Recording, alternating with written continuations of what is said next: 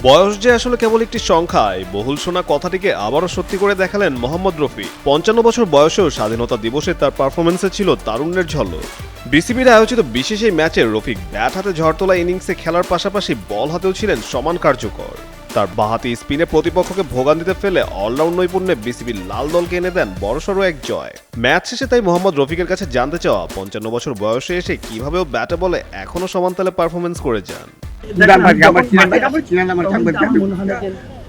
আমি ক্রিকেটকে রিটায়ার করেছি। আপনি দেখেন, আমি যখন আমার দেখেন অর্ধেক বয়সে অনেক ছেলেরা আছে, ওদের সাথে ক্রিকেট, বাট এটা একটা দিক দিয়ে ভালো কি আমার দিক দিয়ে আমি বলি যে নেক্সট জেনারেশনে আসবে, তারা চিন্তা ভাবনা করবে যে আমরা এই বয়সে যদি খেলতে পারি এত মোটামুটি ভালো ক্রিকেটটা, তো ওরা তো আরো ভালো ক্রিকেট, তো ওদের মাথায় ঢুকবে যে আমরা কোন ক্রিকেটে খেলে আসি।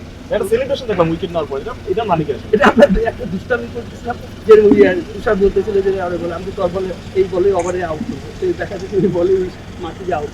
ইনশাল্লাহ আছে, আসলে আমি আসতে বলেছি, ইনশাল্লাহ আমি হতে পারে আমি কোচ কাম ক্লিয়ার হয়ে যাবো, যেখানে দরকার করে আমাকে খেলাবে নানান করতে। দেখেন এখানে তো কম্পিটিশন খেলা হয়, তখন কিন্তু চিন্তা ভাবনা আর এইসব মাঠ আমাদের আর বলার যারা আছে তবে আমাদের এখানে ডোমেস্টিক ইন্ডাস্ট্রি সবাই সবাইকে চিনি, বাট ওখানে যখন নামি তখন কিন্তু বয়সের তুলনাটা ওঠে, তখন আমার এখানে একটা কম্পিটিশন, আমার ভালো পারফর্ম কীভাবে করতে হবে সেটা। বাট আমি ভালো পারফর্ম করা মানে নেক্সট জেনারেশন আমাদের দিকে ফলো করে দেখা যেতে যে হ্যাঁ আমরা ওদের থেকে বেটার ক্রিকেট খেলতে আমি চাচ্ছি কি যে বাংলাদেশ ক্রিকেট টপ, বাট আমি বলবো না যে আমাকে নেয় না, আমি বেটার যদি আমাকে যখন আমি বলবো যদি আমি অনেক বেটার আমি